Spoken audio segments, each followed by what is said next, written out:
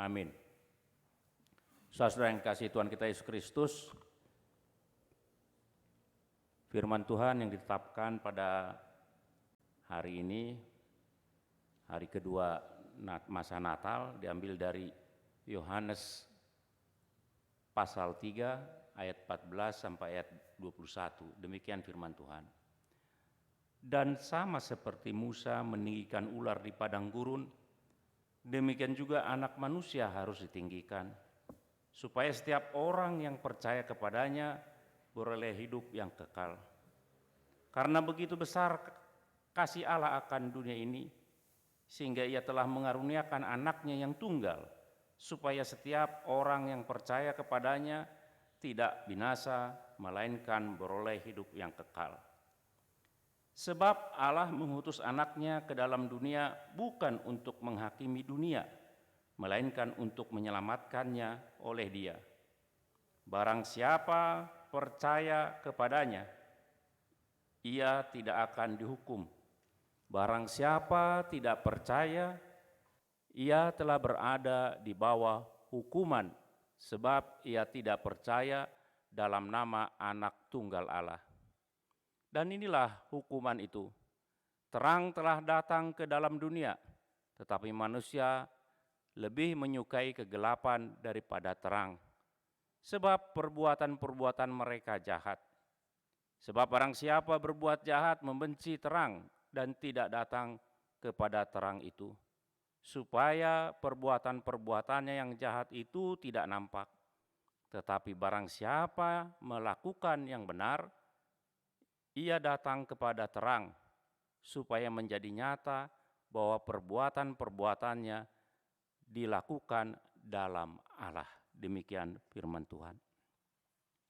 Saudara-saudara, pendorong yang paling kuat dalam hidup kita atau yang menjadi motivator dalam hidup kita yang paling hebat sepanjang masa adalah kebutuhan. Jadi kebutuhan itu sering mendorong orang untuk melakukan sesuatu, bahkan sampai kejahatan pun dilakukan itu karena ada kebutuhan. Saat kita kedinginan, maka kita membutuhkan selimut. Saat kita kepanasan, maka kita paling tidak mencari kipas angin atau membeli pendingin ruangan supaya kita tidak kepanasan. Saudara, segala sesuatu mulai dari toko grosir, bahkan mulai dari penjual rokok ketengan sampai pada hal-hal yang terkecil, itu semua ada karena didorong oleh kebutuhan. Jadi kebutuhan adalah pendorong paling hebat dalam hidup manusia. Saudara, kalau kita lihat Injil Yohanes dari pasal 2 sampai pasal 4, maka kita akan dilihat di situ ada kebutuhan yang mendorong manusia dan Tuhan memenuhinya dan memenuhi kebutuhan manusia itu, bukan manusia itu. Nah, dalam teks kita ini ada seorang yang dalam memiliki satu kebutuhan, yaitu yang bernama Nikodemus. Saudara, Nikodemus itu seorang yang sudah tua, seorang Farisi, seorang anggota mahkamah agama orang Yahudi, orang yang terhormat, orang yang terpelajar, orang yang berpengalaman. Tetapi ada sesuatu dalam dirinya. Walaupun menurut pandangan orang, dia itu sudah sampai tingkat yang dapat dikatakan tinggi, tetapi ada sesuatu kebutuhan yang belum dipenuhi ketika dia melihat Yesus, mendengar Yesus, menyaksikan mujizat-mujizat yang dilakukan oleh Yesus. Itu sebabnya malam hari Nikodemus menjumpai Yesus untuk memenuhi kebutuhan jiwanya yang masih kosong karena diperhadapkan dengan Yesus. Perikop kita ini berisi satu ayat yang menjadi semacam singkatan dari seluruh Injil. Yohanes 3 ayat 16 itu adalah ringkasan dari semua Injil. Dan dari sini kita tahu, saudara-saudara, kita dapat mengambil pelajaran bahwa setiap manusia itu membutuhkan Yesus. Jadi setiap manusia membutuhkan Yesus seperti Nikodemus. Mari kita lihat, saudara-saudara. Pernyataan setiap manusia membutuhkan Yesus atau membutuhkan juru selamat itu bukan berarti setiap orang menyadari bahwa dirinya membutuhkan juru selamat. Itu tidak otomatis. Jangan sangka, saudara-saudara, kita menyadari bahwa kita ini membutuhkan seorang juru selamat. Dengan otomatis, dengan begitu saja kita tahu. Belum tentu dapat kita ketahui secara otomatis. Itu tidak alami. Tetapi saudara-saudara, setiap manusia pasti tahu ada kekosongan dalam dirinya. Ada sesuatu yang hilang dalam dirinya. Dan itu perlu dipenuhi dan itulah kebutuhannya. Saudara yang dikasihi Tuhan kita Yesus Kristus, kebutuhan fisik biasanya bisa cepat dipenuhi. Kebutuhan jasmani kita dapat kita usahakan dalam hidup ini. Kita dapat bekerja keras untuk memenuhi apa yang kita perlukan, makan sehari-hari, pakaian, sandang dan pangan dan papan dapat kita cari di dalam dunia ini dengan kerja keras kita.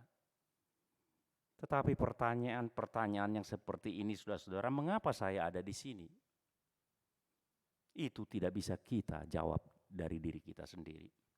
Mengapa saya harus mati? Kemana saya setelah mati?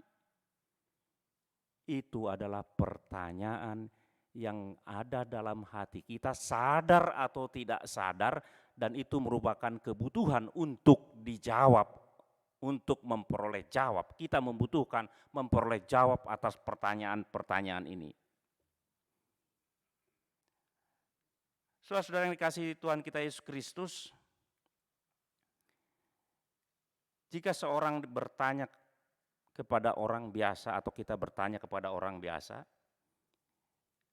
pertanyaan demikian, jika engkau meninggal malam ini, apakah engkau tahu dengan pasti kemana engkau akan pergi? Kebanyakan orang akan berkata, saya berharap masuk ke dalam surga. Kemudian kita tanyakan lagi kepada dia, apa dasarnya engkau hingga berharap memasuk surga? Maka dia akan menjawab, saya telah melakukan ini, saya telah melakukan ini, saya telah melakukan ini, salah satu kebaikan ini, dan semua hal yang dapat dia lakukan, dia daftarkan untuk alasan syarat dia bisa masuk dalam surga.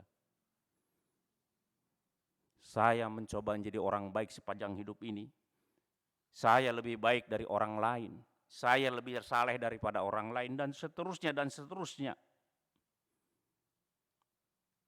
Dan itu juga yang ada di benak Nikodemus. Dia telah menghabiskan waktu sepanjang hidupnya untuk menemukan jawaban atas pertanyaan-pertanyaan yang di atas tadi. Dan sekarang Yesus datang mengubah pikirannya, mengubah apa yang ada di dalam otaknya, apa yang ada selama ini dipegang oleh dia. Nikodemus telah menaiki setapak demi setapak tangga karir dalam bidang keagamaan dalam hidupnya. Dan dia telah berada di puncak yang paling tinggi. Kalau saya samakan dengan di HKBP ini, mungkin dia sudah ada menjadi Epurus atau paling tidak Paralado Pusat. Kalau sekarang mungkin agak level-level di atas lah. Dia adalah dari kecil seorang anak yang baik. menjalani kehidupan yang saleh, dan lebih berdedikasi daripada orang-orang lain di masyarakatnya. Tetapi Yesus sama sekali ketika bertemu tidak menyebut kehebatan dia sedikit pun. Yesus tidak menyentil sedikit pun tentang kesalehan dia. Tidak ada sedikit pun. Maka dia semakin menyadari bahwa pada kenyataannya dia sama sekali tidak ada apa-apanya dalam kerajaan Allah. Maka Yesus bertanya kebalikannya. Kalau Nikodemus bertanya, apa yang harus saya lakukan untuk Tuhan? Maka Tuhan berkata, membalikkan pertanyaan itu, apa yang harus Tuhan lakukan untuk kita? Saudara, seorang yang mencintai seseorang, maka dia harus tahu kebutuhan yang dicintainya. Omong kosong orang berkata, aku mencintai engkau, tapi dia tidak mengetahui apa yang dibutuhkan oleh yang dicintainya. Itu hanya lip service namanya, holan hata, holan di pamangan. Cuma di mulut bibir ini yang manis-manis. Oleh karena itu, Tuhan mengasihi manusia, Tuhan mengasihi Nikodemus, Tuhan mengasihi kita. Karena dia mengasihi kita, maka dia tahu apa yang kita butuhkan. Maka dia mengutus anaknya turun ke dunia untuk menebus kita. Karena kita membutuhkan pengampunan dosa. Kebutuhan kita yang utama adalah pengampunan dosa. Yang lainnya itu hal-hal yang kecil di hadapan Tuhan. Maka Yesus mencoba supaya mengubah pikiran Nikodemus tentang bagaimana orang dapat masuk ke dalam kerajaan surga. Maka dia mencoba merubah dengan peristiwa dalam sejarah orang Israel yang pasti dikenal oleh Nikodemus tentang peristiwa ular yang masuk ke dalam tenda-tenda orang Israel. Ribuan ular masuk ke dalam tenda dan semua sudah digigit oleh ular dan dalam keadaan krisis mati atau hidup. Tuhan memberi suatu, tinggikan tiang, buat ular tembaga, suruh orang Israel melihat. Barang siapa yang melihat, dia hidup. Inilah Tuhan kita, saudara-saudara. Padahal seharusnya orang Israel itu setelah begitu melakukan dosa, ya habiskan saja. Tetapi Tuhan kita tidak. Dia berjanji dengan melihat ular tembaga yang ditinggikan, maka mereka akan hidup. Demikian juga anak manusia harus ditinggikan di kayu salib. Barang siapa yang melihat, dia akan hidup. Barang siapa yang percaya, dia akan hidup. Sekali lagi saudara-saudara, Nikodemus mengetahui kisah itu dengan baik. Tetapi malam itu dia baru tahu, memahami apa artinya yang sebenarnya peristiwa itu. Sama dengan Nikodemus yang memahami itu, seharusnya kita juga memahami. Kita ini adalah manusia yang telah digigit oleh ular berbisa dan menantikan kematian. Begitu dalam teks kita ini.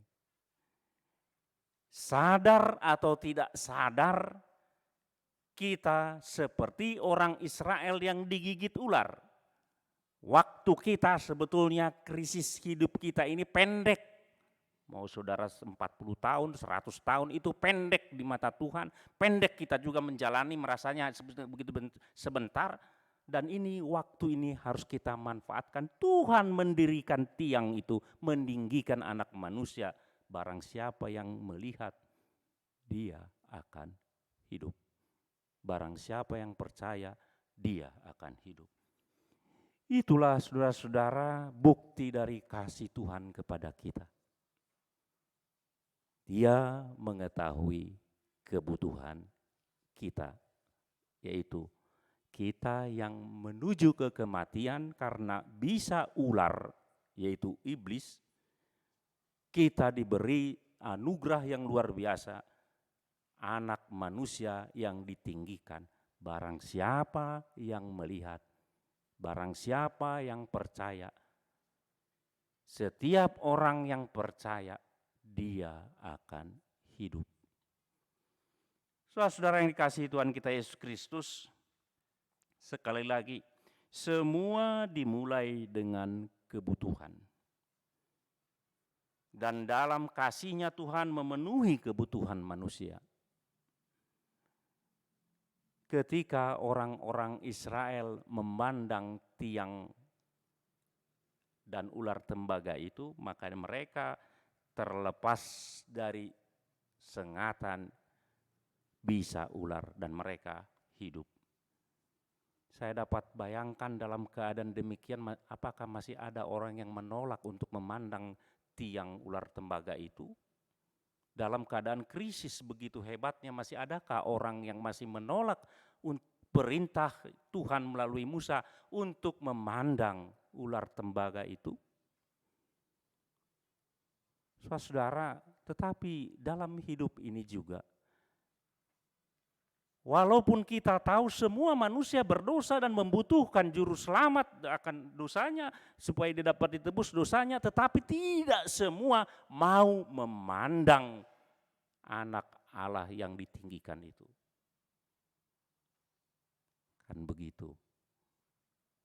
Kita tahu bahwa kita ini adalah orang-orang yang berdosa dan membutuhkan juru selamat, tetapi belum tentu semua, walaupun dia berkata dia adalah seorang anggota gereja, belum tentu dia memandang anak Allah.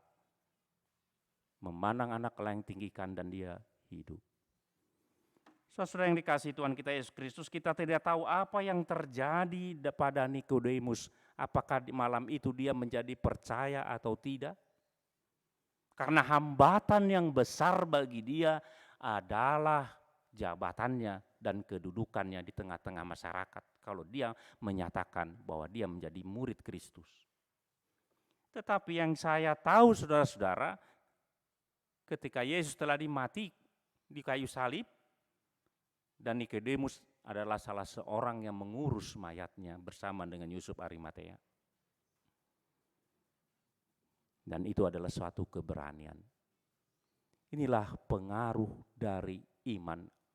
Inilah pengaruh dari tanggapan kita terhadap kasih Tuhan di dalam Yesus Kristus. Saudara, ini Natal kedua. Kalau dalam liturgi gereja, Natal kedua adalah memperingati Stefanus martir. Stefanus martir orang Kristen yang pertama. Maka dalam minggu atau Natal kedua ini, hari kedua ini kita diingatkan tanggapan kita seharusnya terhadap kasih Tuhan adalah seperti tanggapan Stefanus martir itu. Dia tetap bersukacita. Dia tetap dalam tanggapan dia akan kasih Tuhan, tidak mundur setapak pun. Sejengkal pun dia tidak mundur dalam kasih Tuhan, karena dia mengenal Tuhan telah memenuhi kebutuhan dia karena kasih-Nya kepada kita. Dan inilah juga yang harus kita hidupi dalam hidup kita sehari-hari. Tidak ada yang dapat menghambat kita karena kita telah memperoleh kasih Tuhan yang besar yang memenuhi kebutuhan kita. Maka seharusnya hal-hal kecil dalam hidup ini tidak bisa memisahkan kita dari kasih Tuhan, kata Paulus di Roma 8. Bahkan Paulus berkata, yang kekuasaan apapun yang di atas, yang di bawah, yang di samping tidak akan bisa memisahkan kita dari kasih Allah di dalam Kristus, karena kita telah menanggapi dan menerima kasih Kristus itu. Kematian sekalipun, seperti Stefanus, sang martir. Kiranya hidup kita menyerupai atau mengikuti meneladani Stefanus atau Nikodemus yang pada akhirnya setia sampai akhir karena dia sadar akan kasih Tuhan. Amin. Bapa Surgawi, terima kasih Engkau mengingatkan kami bahwa begitu besar kasih-Mu Tuhan, sehingga Engkau memenuhi kebutuhan kami, yaitu kebutuhan kami untuk pengampunan dosa Tuhan, karena kami tahu Tuhan, kami ini adalah seperti orang-orang Israel yang digigit oleh ular berbisa, mempunyai waktu tertentu yang singkat di dunia ini Tuhan, yang menuju kepada kematian jika tidak percaya kepada anak manusia yang Kau tinggikan itu, maka kami akan mati selama-lamanya Tuhan. Tetapi Engkau memberikan anak-Mu dan memberikan janjinya Tuhan kepada kami. Barang siapa dan setiap yang percaya kepada anak manusia yang ditinggikan itu, yaitu Yesus Kristus, mereka akan hidup. Tolong Tuhan, kami yang berkumpul di tempat ini dan di rumah kami masing-masing yang telah menanggapi kasih-Mu di dalam Yesus Kristus dalam kehidupan kami. Tolong kami Tuhan, jangan biarkan kami terpisah dari kasih-Mu di dalam Kristus. Oleh apapun Tuhan, bahkan kematian pun Tuhan, janganlah memisahkan kami dari kasih-Mu Tuhan. Terima kasih Tuhan, di dalam Kristus kami berdoa.